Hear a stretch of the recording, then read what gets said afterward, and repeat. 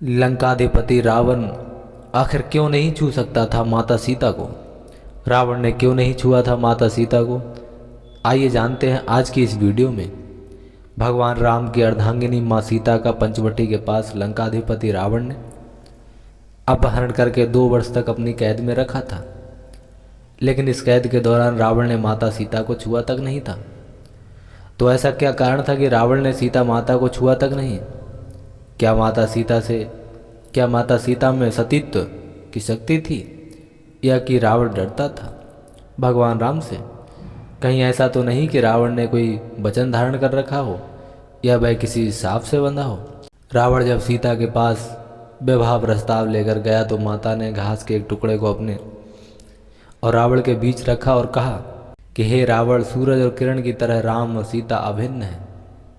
राम व लक्ष्मण की अनुपस्थिति में मेरा अपहरण कर तुमने अपनी कायरता का परिचय दिया है और राक्षस जाति के विनाश को आमंत्रण दिया है।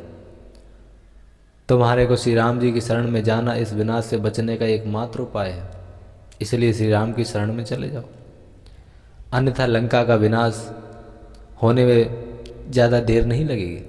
सीता माता की इस बात से निराश रावण ने राम को लंका आकर सीता को मुक्त करने को 2 माह की अवधि दी। इसके बाद रावण या तो सीता से विवाह करेगा या फिर उसका अंत करेगा।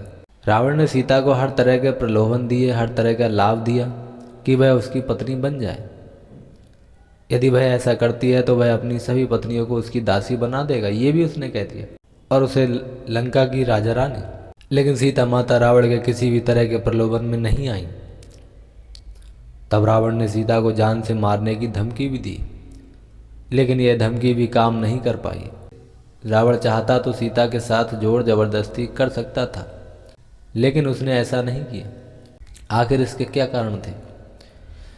राम के भाई लक्ष्मण ने रावण की बहन शूर्पणखा की नाक काट दी थी।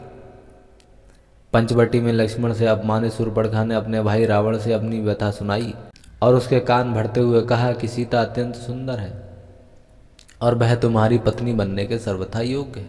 तब रावण ने अपने मामा मारीच के साथ मिलकर सीता अपहरण की योजना रची। इसके अनुसार मारीच का सोने के हिरण का रूप धारण करके राम और लक्ष्मण को वन में ले जाने और उनकी अनुपस्थिति में रावण द्वारा सीता का अपहरण करने की योजना थी। इस पर जब राम हिरण के पीछे वन में चले गए तब लक्ष्मण सीता के पास थे, लेकिन बहुत देर होने के बाद भी जब राम नहीं आए तो सीता माता को चिंता होने लगी। तब उन्होंने लक्ष्मण को भेजा। राम और लक्ष्मण की अनुपस्थिति में रावण सीता का अपहरण करके ले उड़ा। अपहरण के बाद आकाश मार्ग से जाते समय पक्षीराज जटायु के रोकने पर रावण ने उसके पंख काट दिए। रावण ने सीता को लंका नगरी के अशोक वाटिका में रखा और त्रजटा के नेतृत्व में, यानी कि त्रजटा के लीडरशिप में, कुछ राक्षसियों को उसकी देखरेख का भार सौंप दिया। सिर्फ सीता के अपहरण के कारण ही राम के हाथों रावण की मृत्यु हुई थी। यह उस समय की बात है जब भगवान शिव से वरदान और शक्तिशाली खड़ंग पाने के बाद रावण और भी अधिक अहंकार से भर गया था। वह पृथ्वी से भ्रमण करता हुआ हिमालय के घने जंगलों में जा पहुंचा। वहां उसने एक रूपवती कन्या को तपस्या में लीन देखा। कन्या के रूप रंग के आगे रावण का राक्षसी रूप जाग उठा और उसने उस कन्या की तपस्या भंग करते हुए उसका परिचय जानना चाहा।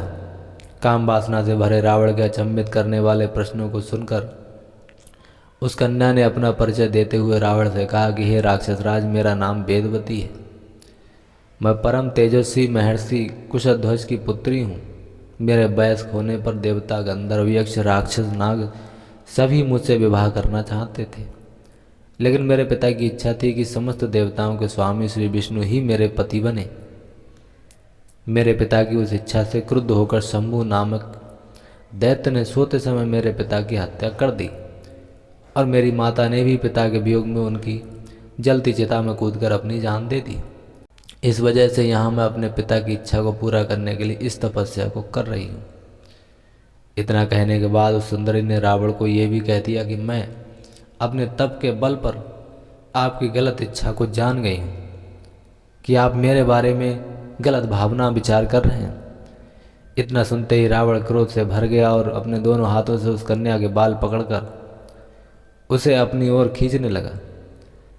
इससे गुस्सा होकर अपने अपमान की पीड़ा की वजह से वह कन्या दशानन को यह श्राप देते हुए अग्नि में समा गई कि मैं तुम्हारे वध के लिए फिर से किसी धर्मात्मा पुरुष की पुत्री के रूप में जन्म लूंगी।